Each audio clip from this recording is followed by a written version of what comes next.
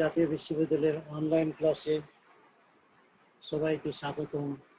করোনাকালীন শিক্ষা কার্যক্রম চলমান রাখার স্বার্থে জাতীয় বিশ্ববিদ্যালয়ের উদ্যোগে অনলাইন ক্লাসে সংযুক্ত হতে পেরে আমি আনন্দিত। সবাইকে স্বাস্থ্যবিধি মেনে চলার আহ্বান জানাচ্ছি।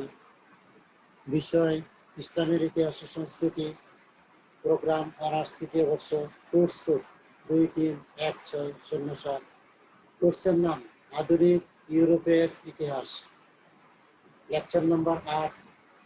লেকচারের শিরোনাম বার্লিন কংগ্রেস, বার্লিন চুক্তি এবং বলকান যুদ্ধ। আমি doctor Mohammad Habibur Rahman, MC college Sylhet বলছি।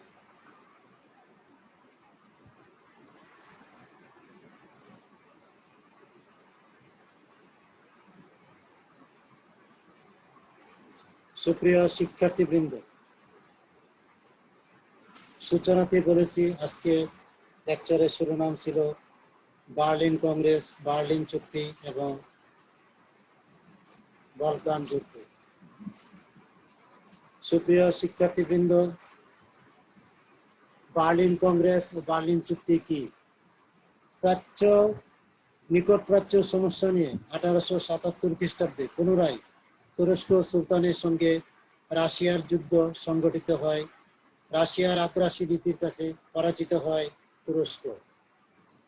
রাশিয়া একতরফা ভাবে চুক্তির কিছু শর্ত তুরস্কের উপর চাপিয়ে দেয়। এটি ছিল সেন্ট-স্টিফেনুর চুক্তি। এই চুক্তিতে এমন শর্ত ছিল যে এই চুক্তি বাস্তবায়ন হলে শুধু তুরস্ক নয়, গোটা ইউরোপের নিকট রাশিয়া হুমকি হয়ে দাঁড়ায়। ফলে ইউরোপীয় শক্তিবর্গ এই চুক্তি প্রত্যাখ্যান করে। এবার মধ্যস্থতায় এগিয়ে আসেন নিরপেক্ষ জার্মানির নেতা ওটো ফন বিসমার্ক। তার প্রচেষ্টায় জার্মানির বার্লিন শহরে ইউরোপীয় শক্তিবর্গের একটি কংগ্রেস বা বৈঠক বসে। উদ্দেশ্য হলো সেন্ট-স্টিফেনুর চুক্তি পুনর্বিবেচনা করা।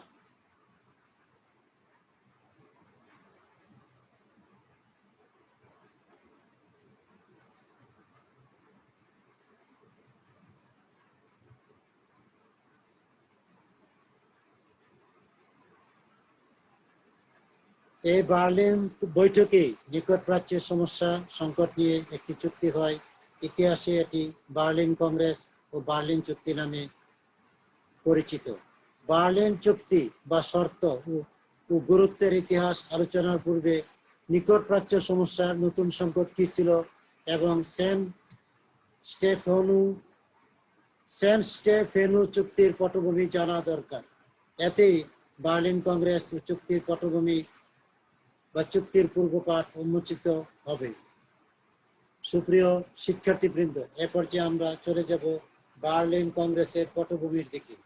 কিভাবে নিকট প্রাচ্য সমস্যার নতুন সংকট সৃষ্টি হয়? নিকট প্রাচ্য সমস্যার উদ্ভব হয়েছিল রাশিয়ার দখলদারিত্ব মনোবৃত্তি থেকে। ইউরোপের পূর্বাঞ্চল নিকট প্রাচ্য নামে অভিহিত। এই অঞ্চলটি ছিল তুরস্কের শাসনাধীনে। তুরস্কের সাম্রাজ্য ছিল ইউরোপের পূর্বাঞ্চলের বিশাল এলাকা নিয়ে, যার রাজধানী ছিল কনস্টান্টিনোপল। তুরস্কের দিক থেকে এই অঞ্চলটি বলকান নামে পরিচিত। এই অঞ্চলে Greece, Bosnia, Albania, Bulgaria, Serbia অবস্থিত।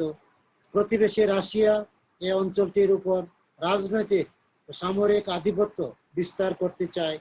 এর পরিণতি হলো 1854 থেকে 56 এর ভয়াবহ ক্রিমিয়ার যুদ্ধ।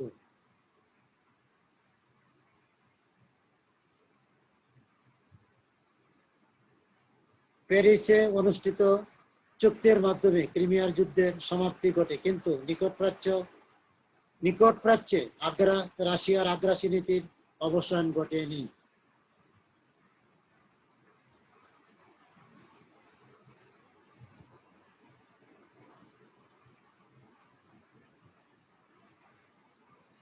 ফলে নতুন করে নিকট প্রাচ্যে সৃষ্টি হয় রাজনৈতিক সংকট। আর এই সংকটেরও মূল অনুঘটক সাম্রাজ্যবাদী রাশিয়া। সুপ্রিয় শিক্ষার্থীবৃন্দ, এ পর্যায়ে আমরা জেনে নিব 1877 খ্রিস্টাব্দে রুশ তুর্কি যুদ্ধের কারণ ও সেন্ট-স্টেফেনুর সন্ধির পটভূমি। সুপ্রিয় শিক্ষার্থীবৃন্দ, 1877 খ্রিস্টাব্দের রুশ তুর্কি যুদ্ধের কারণ আমি এখানে 6টি দেখিয়েছি। এই 6টি কারণগুলো কি কি আমরা এ পর্যায়ে জেনে নিব।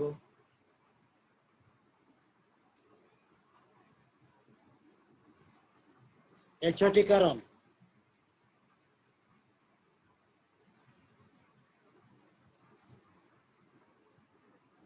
1.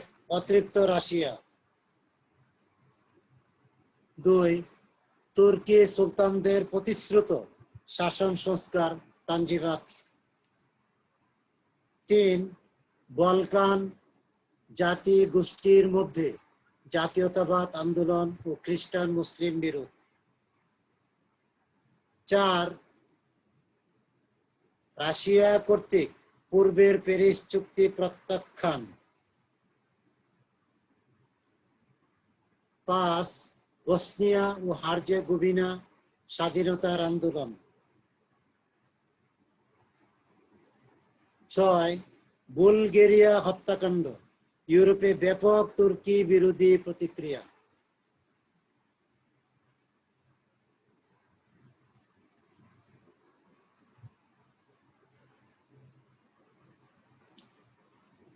সুপ্রিয় শিক্ষার্থীবৃন্দ, এ পর্যায়ে আমরা চলে যাব এই যে 6টি কারণ দেখেছি, 6টি কারণ খানিকটা বিশ্লেষণের দিকে।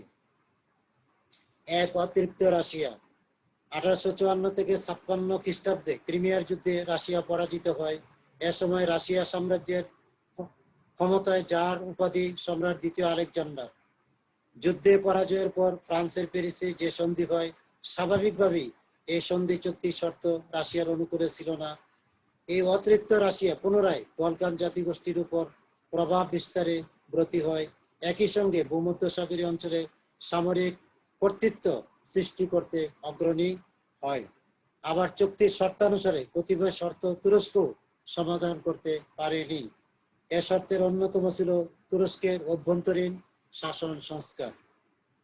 সুপ্রিয় শিক্ষার্থীবৃন্দ, এ পর্যায়ে আমরা চলে যাব তুর্কি সুলতানদের প্রতিশ্রুত শাসন সংস্কার তান্ত্রিকবাদ সম্পর্কে কিছুটা বিশ্লেষণের দিকে।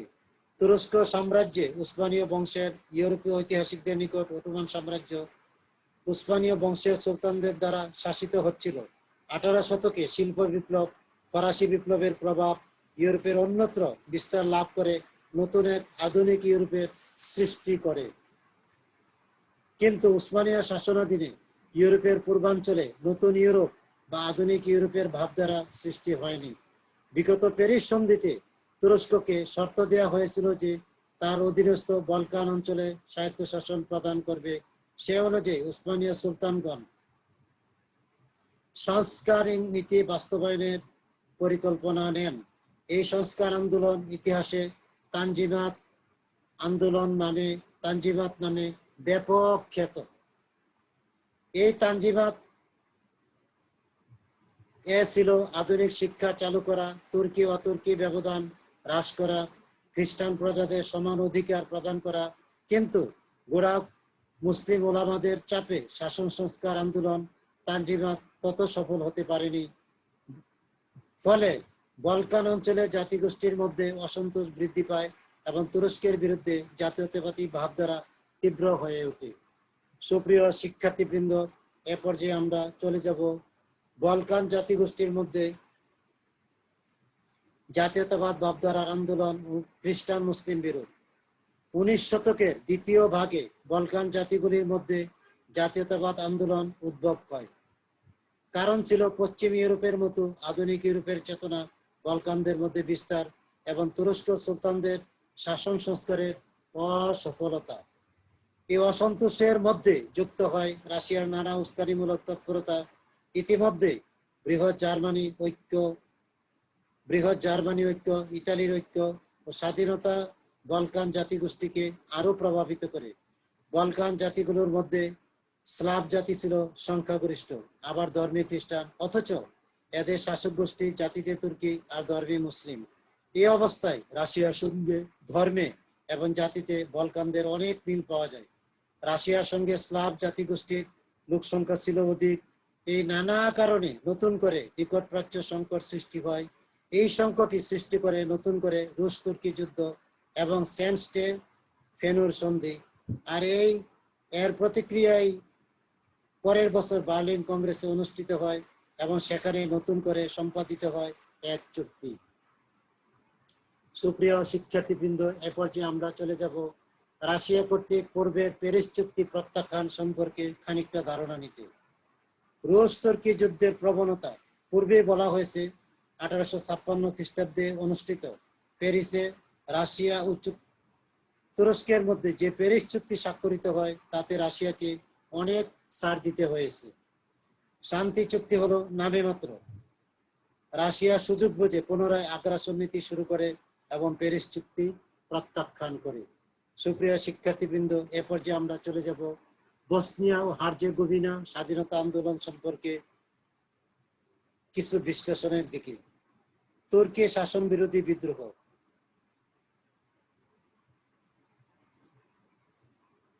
সুপ্রিয় শিক্ষার্থীবৃন্দ,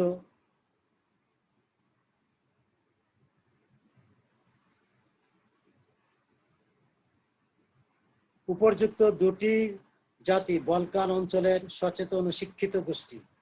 1875 থেকে 76-এর দিকে বসনিয়া হার্জেগোভিনা তুরস্কের বিরুদ্ধে স্বাধীনতা আন্দোলনে ডাক দেয়। ইউরোপের জাতীয়তাবাদী আন্দোলনের যে প্রবণতা ফরাসি বিপ্লব থেকে লক্ষ্য করা যায়, এর সর্বশেষ প্রভাব পড়ে এ দুটি জাতির মধ্যে। তুর্কি সুলতান আব্দুল আজিজ বিদ্রোহ দমনে সেনা প্রেরণ করেন। এতে সমস্যা আরো বৃদ্ধি পায় এবং বুলগেরিয়া তুর্কি বিরোধী যুদ্ধে জড়িয়ে পড়ে।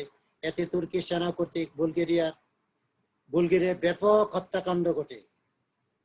এবার বুলগেরিয়া হত্যাকাণ্ড ইউরোপের ব্যাপক তুর্কি বিরোধী প্রতিক্রিয়া।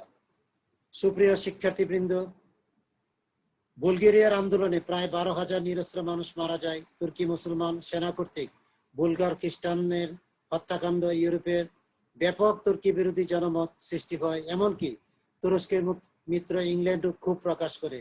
যদি আনুষ্ঠানিকভাবে ব্রিটিশ প্রধানমন্ত্রী ডিসরেলি কোনো তুর্কি বিরোধিতা করেননি, কিন্তু ইংল্যান্ড সহ ইউরোপের সাধারণ মানুষের মধ্যে ব্যাপক প্রতিক্রিয়া সৃষ্টি হলে ইউরোপের রাষ্ট্রগুলো বলকান বিষয়ে নজর রাখে। ইংল্যান্ড সক্রিয়ভাবে কখনো তুরস্ক সাম্রাজ্যের বিপক্ষে যায়নি। কারণ ছিল দুটি। প্রথমত, তুরস্কের বিরুদ্ধে গিয়ে নতুন শত্রু হিসাবে রাশিয়াকে বলকান এলাকায় ডেকে আনা হবে অধিক বিপজ্জনক। দ্বিতীয়ত, ভারতে ব্রিটিশ সাম্রাজ্যের মুসলমান প্রজাদের নিয়ন্ত্রণে রাখার জন্য ইংল্যান্ড তুরস্কের মুসলিম সুলতানদের প্রতি ইতিবাচক মনোভাব পোষণ করত। যা হোক, তুরস্ক কর্তৃক বুলগারদের প্রতি দমন নীতি প্রয়োগ করায় রাশিয়াকে তুরস্ক আক্রমণের সুযোগ এনে দেয়। এই ছিল 1877 খ্রিস্টাব্দের রুশ তুর্কি যুদ্ধের কারণ ও পটভূমি। সুপ্রিয় শিক্ষার্থীবৃন্দ, এ পর্যায়ে আমরা চলে যাব রুশ তুর্কি যুদ্ধের ঘটনাবলীর দিকে।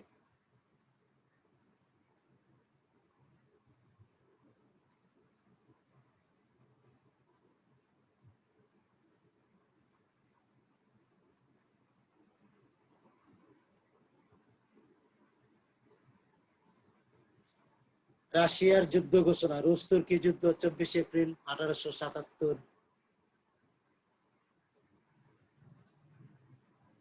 সুপ্রিয় শিক্ষার্থীবৃন্দ, পূর্বেই বলা হয়েছে রাশিয়া 1856 খ্রিস্টাব্দের প্যারিস চুক্তি পরবর্তীতে অস্বীকার করেছিল। একই সঙ্গে বলকান অঞ্চলে যুদ্ধ বাঁধিয়ে তুরস্ক সাম্রাজ্য খণ্ড করে সেখানে রুশদের আধিপত্য বিস্তার নীতি গ্রহণ করে।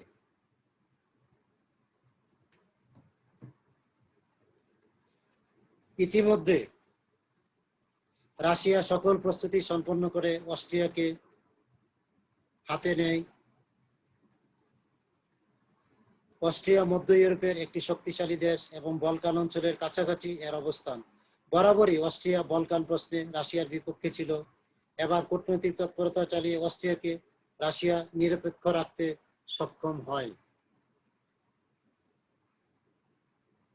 এবং 1877 খ্রিস্টাব্দে রাশিয়া অস্ট্রিয়ার সঙ্গে রাইখস্ট্যান্ডের রাইখস্টেডের সন্ধি করে অস্ট্রিয়াকে নিয়ন্ত্রণে রাখার পরে বলকান অঞ্চলে তুরস্ক কর্তৃক দমন নীতির অজুহাত তুলে রাশিয়া তুরস্কের বিরুদ্ধে যুদ্ধ ঘোষণা করে। রুশ তুর্কি যুদ্ধ শুরু হয় 24 এপ্রিল 1877 খ্রিস্টাব্দে। রাশিয়ার নেতৃত্বে তখন জার সম্রাট দ্বিতীয় আলেকজান্ডার, আর অন্যদিকে তুরস্কের নেতৃত্বে উসমানী সুলতান দ্বিতীয় আব্দুল হামিদ। সুপ্রিয় শিক্ষার্থীবৃন্দ, এ পর্যায়ে আমরা চলে যাব সেন-স্টে ফেনুর সন্ধি সম্পর্কে ধারণা নিতে।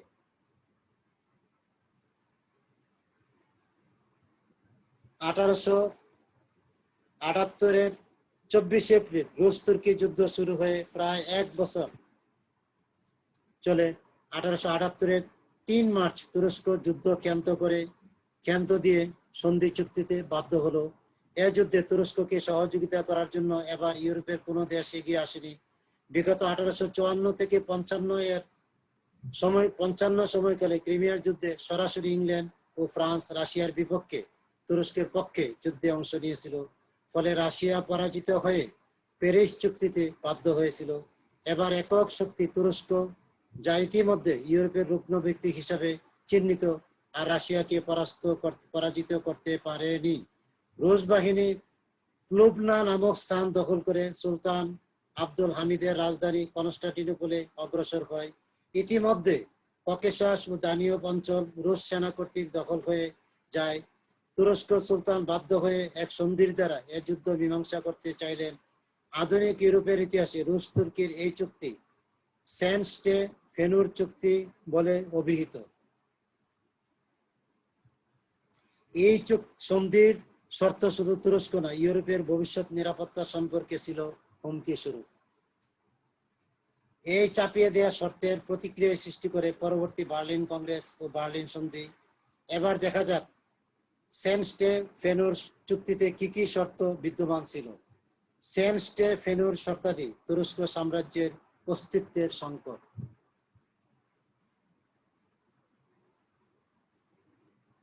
সুপ্রিয় শিক্ষার্থীবৃন্দ, সেন-স্টে ফেনুর শর্তাদি বা শর্তগুলো কি কি ছিল?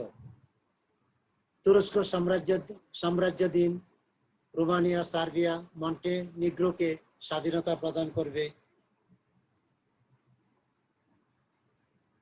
পূর্ব ইউরোপের কয়েকটি দেশ নিয়ে বৃহৎ বুলগেরিয়া রাজ্য গঠিত হবে, আর নতুন রাজ্য রাশিয়ার নিয়ন্ত্রণে।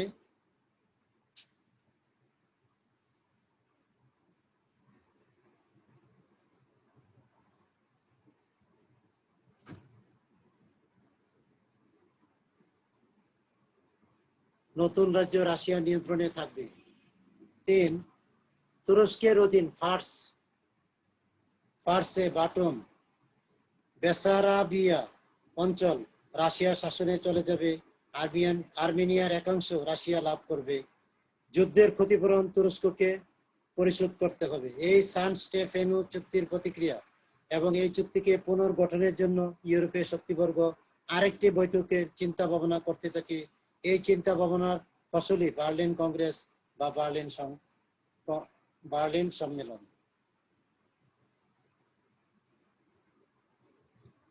সুপ্রিয় শিক্ষার্থীবৃন্দ, এ পর্যায়ে আমরা চলে যাব জার্মানি বার্লিন শহরের সম্মেলন, বার্লিন কংগ্রেস 1878-এ কি হয়েছিল।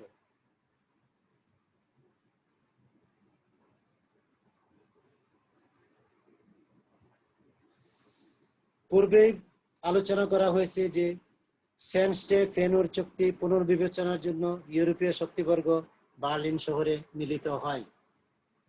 1878 খ্রিস্টাব্দে জুলাই মাসে এ সম্মেলন অনুষ্ঠিত হয়। মূল নেতৃত্বে থাকে ইংল্যান্ড, কিন্তু আয়োজনের ব্যবস্থাপনার দায়িত্ব নেয় জার্মানি চ্যান্সেলর ওটো ফন বিসমার্ক। এরপর যে আমরা এক নজরে জেনে নিব বার্লিন কংগ্রেস সম্পর্কে। স্থান জার্মানির বার্লিন শহর। সভাপতি জার্মানি চ্যান্সেলর ওটো ফন বিসমার্ক। মধ্যস্থতার জন্য বিসমার্ককে সাধু দালাল বলা হতো। নেতৃত্ব দানকারী দেশ ইংল্যান্ড ও ফ্রান্স। উপস্থিত সদস্য দেশ 7 জাতির সম্মেলন। 7 জাতি কে কে? জার্মানি, রাশিয়া, তুরস্ক, অস্ট্রিয়া, ফ্রান্স, ইতালি এবং ইংল্যান্ড। চুক্তি সম্পাদনের তারিখ 13 জুলাই 1878। সম্মেলনে উপস্থিত নেতৃবৃন্দ: রাশিয়াকে চাপ দিয়ে সেন্ট-স্টেফেনো সন্ধি বাতিল করেন। বলকান বা নিকটপ্রাচ্য সংকট নিয়ে নতুন করে আলোচনা শুরু হয়। বৈঠকে সভাপতিত্ব করেন সাধু দালাল নামে স্বীকৃত বিসমার্ক। নানা আলোচনার পর সর্বসম্মতিক্রমে এক চুক্তিপত্র বা সন্ধিপত্র স্বাক্ষরিত হয়। ইতিহাসে এটাই 1878-এর বার্লিন সন্ধি বা বার্লিন চুক্তি নামে ব্যাপক পরিচিত। কি ছিল বার্লিন সন্ধির শর্তাবলীতে? 1878-এর 13 জুন জার্মানি বার্লিন শহরে বার্লিন সন্ধি স্বাক্ষরিত হয়।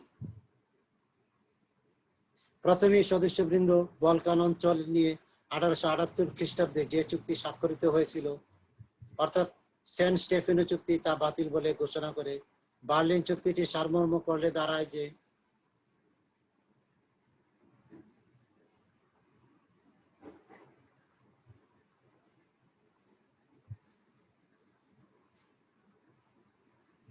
পূর্বের চুক্তিতে বলা হয়েছিল পূর্ব ইউরোপের কয়েকটি দেশ নিয়ে বৃহৎ বুলগেরিয়া রাজ্য গঠন করা হবে, আর এ নতুন রাজ্য রাশিয়া নিয়ন্ত্রণে থাকবে। বর্তমান চুক্তিতে রাশিয়াকে নিয়ন্ত্রণ করে সেই প্রস্তাবিত বৃহৎ বুলগেরিয়া রাজ্যকে 3 খণ্ডে বিভক্ত করা হয়, যথা মেসিডোনিয়াকে বৃহৎ বুলগেরিয়ার পরিকল্পনা থেকে বাদ দিয়ে তুরস্ক সাম্রাজ্যের অধীনে রাখা হবে। বৃহৎ বুলগেরিয়ার অপর অংশ নিয়ে পূর্ব রোমানিয়া রাজ্য গঠন করা হবে, তবে তুরস্ক সুলতানের অধীনে থেকে রাষ্ট্রটি স্বায়ত্তশাসন ভোগ করবে। অবশিষ্ট মূল বুলগেরিয়া নিয়ে বুলগেরিয়া রাজ্য গঠন করা হবে। এই ব্যবস্থায় রাশিয়ার প্রভাবকে নিয়ন্ত্রণ করা হয়। বার্লিন চুক্তিতে বলকান অঞ্চলের শক্তিশালী রাষ্ট্র রাশিয়াকে দেয়া হলো ফার্স, বার্টন এবং বেসারাবিয়া। বার্লিন চুক্তির তৃতীয় শর্ত ছিল অস্ট্রিয়াকে বলকান অঞ্চলে প্রবেশাধিকার দেয়া। এ শর্তে শক্তিশালী অস্ট্রিয়াকে বলকান অঞ্চলের গুরুত্বপূর্ণ দেশ বসনিয়া হার্জেগোভিনাকে অস্ট্রিয়ার অধীনে ন্যস্ত করা হলো। এর উদ্দেশ্য ছিল শক্তিশালী রাশিয়ার শক্তির ভারসাম্য রক্ষা করা। এতে রাশিয়া ক্ষুব্ধ প্রতিক্রিয়া ব্যক্ত করে। উল্লেখ্য, অস্ট্রিয়ার অধীন থাকাকালীন 1914 সালে বসনিয়া থেকে প্রথম বিশ্বযুদ্ধ শুরু হয়েছিল। ইংল্যান্ড এ চুক্তির শর্তে সাইপ্রাস দ্বীপটির শাসনভার লাভ করে। সামরিক দিক থেকে এ দ্বীপটির গুরুত্ব খুবই বেশি ছিল। এর বিনিময়ে ইংল্যান্ড তুরস্ক সাম্রাজ্যের অখণ্ডতা রক্ষার প্রতিশ্রুতি দেয়। যদিও তুরস্কের সুলতান সাইপ্রাসের ব্যাপারে ইংল্যান্ডের প্রতি অসন্তোষ প্রকাশ করে। তুরস্কের অধীনতা থেকে সার্বিয়া, মন্টেনেগ্রো, রোমানিয়া স্বাধীনতা লাভ করবে। তুরস্কের সুলতান এদের স্বাধীনতায় স্বীকৃতি প্রদান করবে। তুরস্কের অধীনে যে আফ্রিকা সাম্রাজ্য ছিল, এর তিউনিসিয়াকে ফ্রান্সের অধীনে দেয়া হলো। এভাবে তুরস্ক সাম্রাজ্য থেকে বলকান অঞ্চলকে ভাগাভাগি করে নেওয়া হলো। অথচ এ জাতিগুলি কখনো স্বায়ত্তশাসন, কখনো স্বাধীনতা লাভের জন্য তুরস্কের বিরুদ্ধে আন্দোলন করছিল। কিন্তু দুর্ভাগ্য, চুক্তিতে এদের জাতীয়তাবাদী আন্দোলনকে অস্বীকার করা হলো এবং স্বাধীনতা স্বায়ত্তশাসনের পরিবর্তে বিভিন্ন শক্তিশালী রাষ্ট্রের অধীনে ভাগ করে নেওয়া হলো। রুশ তুর্কি যুদ্ধের ক্ষতিপূরণের বিষয়টি আলোচিত হয়। এতে বলা হয়, তুরস্ক সুলতান রাশিয়াকে যুদ্ধ ক্ষতিপূরণ হিসেবে 802 মিলিয়ন ফ্রাঙ্ক প্রদান করবে। সব মিলিয়ে এটি একটি আপসরফা চুক্তি বলা যায়, কারণ যার যার মতো ক্ষুদ্র জাতিগুলোকে ভাগাভাগি করে ফেলল। সুপ্রিয় শিক্ষার্থীবৃন্দ, এ পর্যায়ে আমরা চলে যাব বার্লিন সন্ধির গুরুত্ব সম্পর্কে। বার্লিন সন্ধির গুরুত্ব সম্পর্কে আলোচনা করতে গিয়ে আমি এখানে 5টি পয়েন্ট দেখিয়েছি। 5টি পয়েন্টের প্রথম পয়েন্টের নাম বলকান জাতিগোষ্ঠীর আশা আকাঙ্ক্ষা ধূলিসাৎ। দ্বিতীয় পয়েন্টটির নাম ইংল্যান্ড তুরস্ক নীতিতে নতুন কূটনীতি গ্রহণ করে। 3 নম্বর যে পয়েন্ট দেখেছি, জার্মানির বিসমার্কের সাফল্য। 4 নম্বর পয়েন্ট দেখেছি, বার্লিন চুক্তি প্রথম মহাযুদ্ধের পথ প্রশস্ত করে।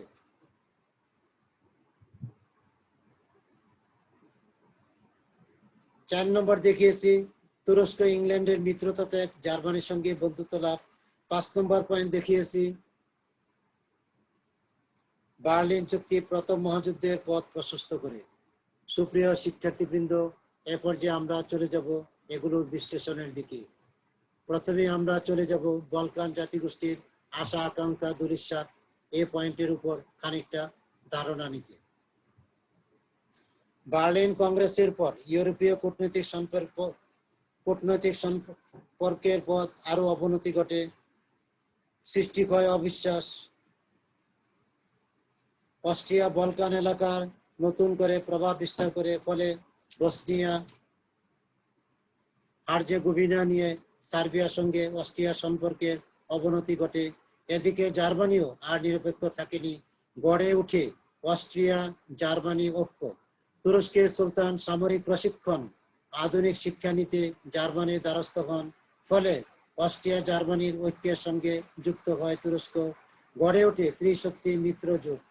ফলে 20 শতকের গোড়ায় পুঁছে শান্তি স্থাপনের পরিবর্তে বার্লিন চুক্তি ভবিষ্যতে একটি বিশ্বযুদ্ধের পথ প্রশস্ত করে। বার্লিন চুক্তি পরবর্তী ইতিহাস পর্যালোচনা করলে দেখা যায় এই বলকান সমস্যা থেকেই প্রথম বিশ্বযুদ্ধ শুরু হয়েছে।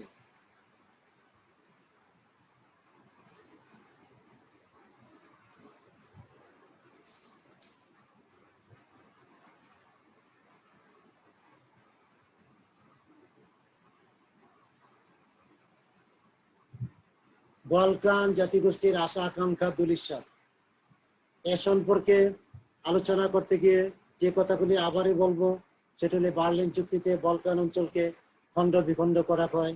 ঐক্যবদ্ধ বলকান অঞ্চলের পরিবর্তে খণ্ডিত বলকান গঠন করা হয়। এতে বলকান জাতিগুলোর মধ্যে যে জাতীয়তাবাদ গড়ে উঠেছিল তা ধ্বংস করা হয়। তুরস্কের অধীন ঠিকই বলকান অঞ্চলে ভাঙ্গনের সূচনা হয়, কিন্তু সে জাতিগুলো স্বাধীনতা লাভ না করে পুনরায় অন্যের অধীনে চলে যায়। সুপ্রিয় শিক্ষার্থীবৃন্দ, এ পর্যায়ে আমরা চলে যাব দ্বিতীয় পয়েন্টের দিকে।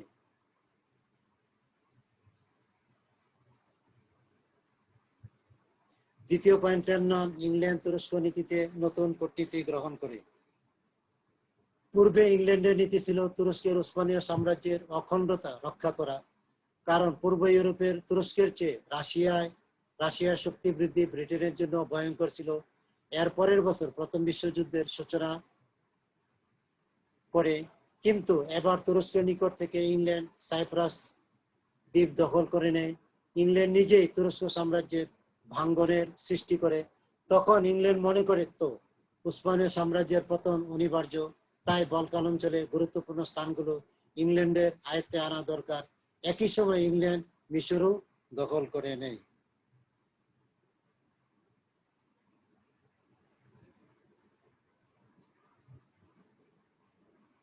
সুপ্রিয় শিক্ষার্থীবৃন্দ, এ পর্যায়ে আমরা আলোচনা করব জার্মানির বিসমার্কের সাফল্য সম্পর্কে কিছু ধারণা নিতে। বার্লিন কংগ্রেসের আয়োজক ছিল জার্মানির বিসমার্ক। জার্মানির বিসমার্ক দক্ষ কূটনীতিক হিসেবে ইউরোপের রাজনীতিতে আবির্ভূত হন। বিসমার্ক তুরস্কের সুলতানের আস্থা অর্জন করতে সক্ষম হয়েছিলেন। বলকান অঞ্চলে জার্মানি তার প্রভাব বিস্তার করতে তুরস্ককে সামরিক অর্থনৈতিক সহযোগিতা করেন। সামরিক সাহায্য নিয়ে তুরস্ক সেনাবাহিনী পুনর্গঠনে মনোযোগ দেন। সুপ্রিয় শিক্ষার্থীবৃন্দ, এ পর্যায়ে চলে যাব আমরা তুরস্ক ইংল্যান্ডের মিত্রতা ত্যাগ, জার্মানির সঙ্গে বন্ধুত্ব লাভ।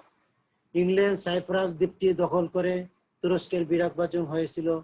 তুরস্কের যে অখণ্ড রাখার নীতি এতদিন ব্রিটিশরা পোষণ করত, তা থেকে দূরে সরে আসে।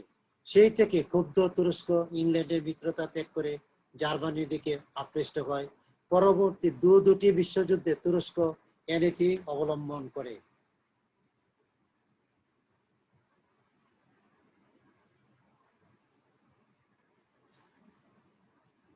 সুপ্রিয় শিক্ষার্থীবৃন্দ, বার্লিন চুক্তি প্রথম বিশ্বযুদ্ধের পথ প্রশস্ত করে।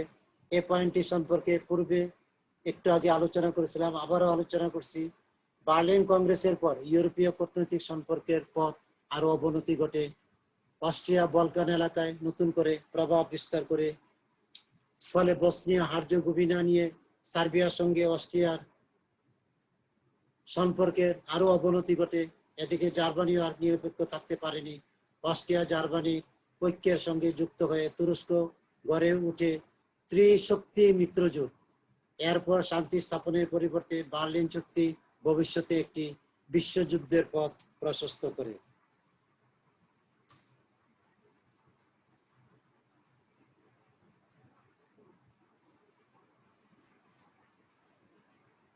সুপ্রিয় শিক্ষার্থীবৃন্দ, এ পর্যায়ে আমরা আলোচনা করব বলকান যুদ্ধ সম্পর্কে। বলকান অঞ্চলে এ পর্যন্ত দুটি যুদ্ধ হয়েছিল বলে ইতিহাসে এটি বলকান প্রথম যুদ্ধ, বলকান দ্বিতীয় যুদ্ধ নামে পরিচিত। বলকান প্রথম যুদ্ধ অনুষ্ঠিত হয় 1912 সালে এবং দ্বিতীয় যুদ্ধ অনুষ্ঠিত হয় 1913 সালে। এর পরের বছরই প্রথম বিশ্বযুদ্ধের সূচনা ঘটে। 1789 থেকে 1914 খ্রিস্টাব্দ পর্যন্ত 35 বছরে ইউরোপের পূর্বাঞ্চলের রাজনৈতিক সমস্যাকে কেন্দ্র করে 1912-1913 সালে যে দুটি বলকান যুদ্ধ সংগঠিত হয়। এর পরের বছর প্রথম বিশ্বযুদ্ধের সূত্রপাত হয়। সুতরাং বার্লিন কংগ্রেসের পরবর্তী রাজনীতি ছিল বিশ্বব্যাপী একটি অশনি সংকেত।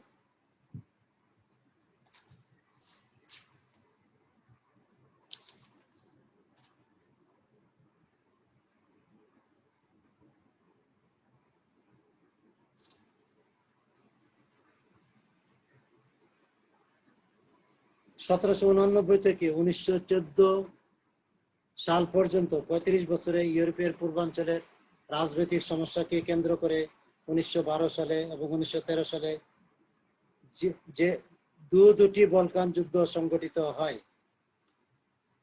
আর এর পরের বছর প্রথম বিশ্বযুদ্ধের সূচনা করে। সুতরাং বার্লিন কংগ্রেসের পরবর্তী রাজনীতি ছিল বিশ্বব্যাপী একটি অশনি সংকেত, যার ফলাফল মানব জাতির ইতিহাসে ধ্বংসলীলা, একটি গ্লোবাল বা বিশ্বযুদ্ধ। সুপ্রিয় শিক্ষার্থীবৃন্দ, 1789 থেকে 1914 সালে প্রথম বিশ্বযুদ্ধ পর্যন্ত ইউরোপে না কোনো যুদ্ধ বিগ্রহ হয়নি বটে, কিন্তু নিকট প্রাচ্যের বলকান জাতির মধ্যে বিরাজ করছিল অশান্ত রাজনীতি। ইউরোপের শক্তিশালী প্রতিটি দেশ বলকান অঞ্চলের ক্ষুদ্র ও পরাধীন জাতির মধ্যে বিরাজমান অশান্তির রাজনীতিতে জড়িয়ে পড়ে। এই অশান্তির আগুনই একটি বিশ্বযুদ্ধের সূচনা করে।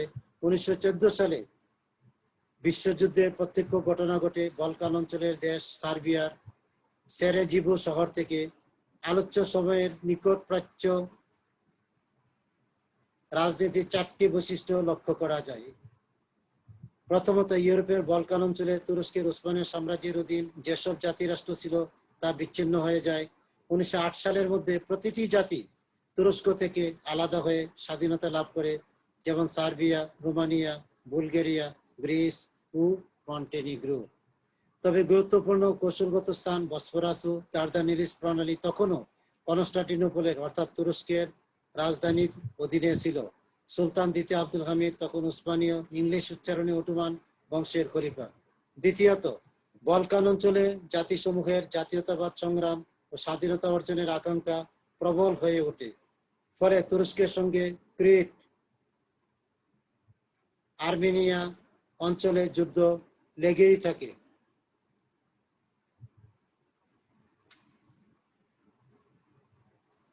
আর নতুন বন্ধুরাষ্ট্র জার্মানি তুরস্ককে সর্বদাই সহযোগিতা করতে এগিয়ে আসে। ইউরোপের রাজনীতিতে নতুন মেরুকরণ সৃষ্টি হয়। তুরস্কের এতদিনের বন্ধুরাষ্ট্র ইংল্যান্ডের রাজনীতি তুরস্ক বিরোধী হয়ে ওঠে। তৃতীয়ত, ইতিমধ্যে বলকান অঞ্চলের স্বাধীন রাষ্ট্র বুলগেরিয়া ইউরোপীয় রাজনীতির সামনে আসে। ইংল্যান্ড এবার দুর্বল ও পতনোন্মুখ তুরস্ককে ত্যাগ করে নতুন শক্তি বুলগেরিয়ার উপর বন্ধুত্বের নজর দেয়। ফলে বলকান অঞ্চলের রাজনীতিতে ইউরোপের বড় শক্তির নীতির দৃশ্যত পরিবর্তন ঘটে। চতুর্থত, এদিকে অস্ট্রিয়া বার্লিন নীতি অগ্রাহ্য করে বলকান অঞ্চলের বসনিয়া হার্জেগোভিনা দখল করে নেয়। ফলে এই অঞ্চলের দাবিদার সার্বিয়ার সঙ্গে প্রচন্ড রেষারেষি শুরু হয় অস্ট্রিয়ার। এ ঘটনাকে কেন্দ্র করে সূত্রপাত হয় প্রথম বিশ্বযুদ্ধের। এই ছিল 20 শতকের গোড়ায় মোটামুটি বলকান অঞ্চলের রাজনীতি। এসব ঘটনাকে কেন্দ্র করেই তুরস্কের সঙ্গে বলকান অঞ্চলে 1912 সালে প্রথম বলকান যুদ্ধ এবং 1913 সালে দ্বিতীয় বিশ্বযুদ্ধ, এ দুটি যুদ্ধ বেঁধে যায়। অতঃপর 1914 সালে ঘটে যায় প্রথম বিশ্বযুদ্ধ।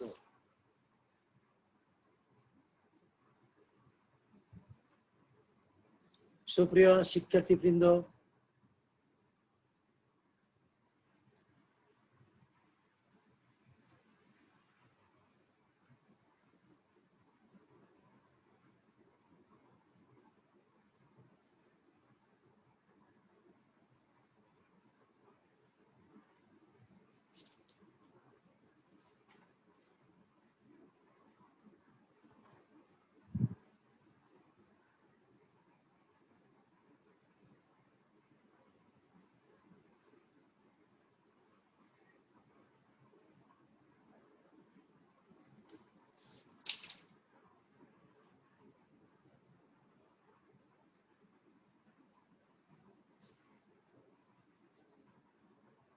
বার্লিন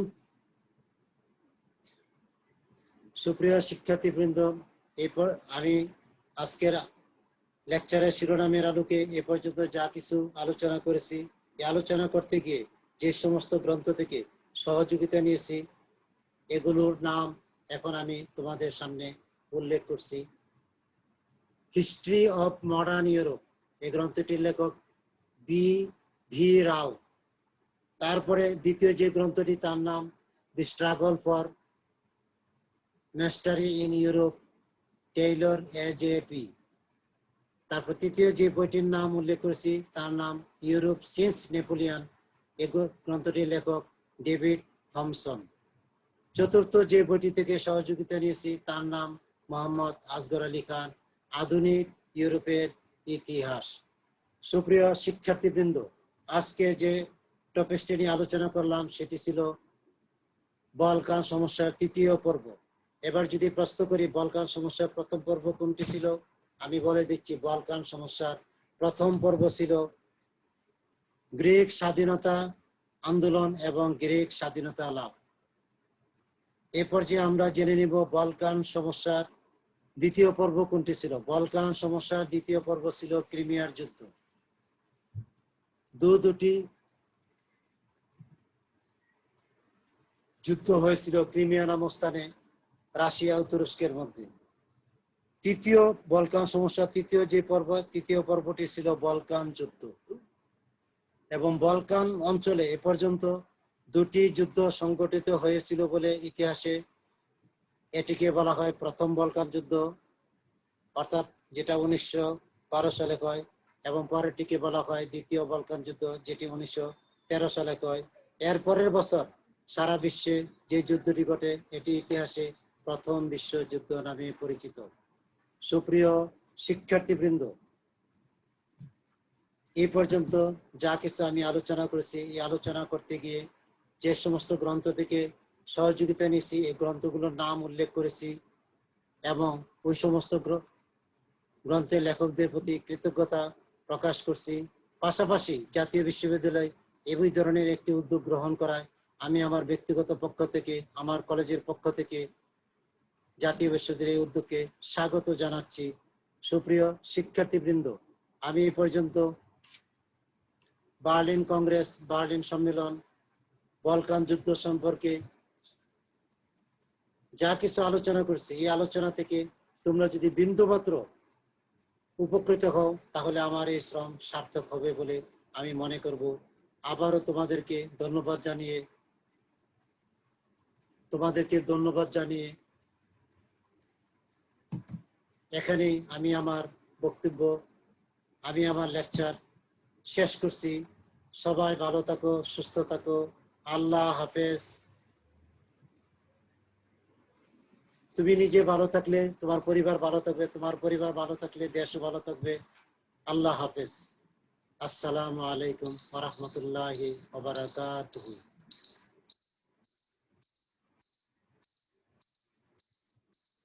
আসো।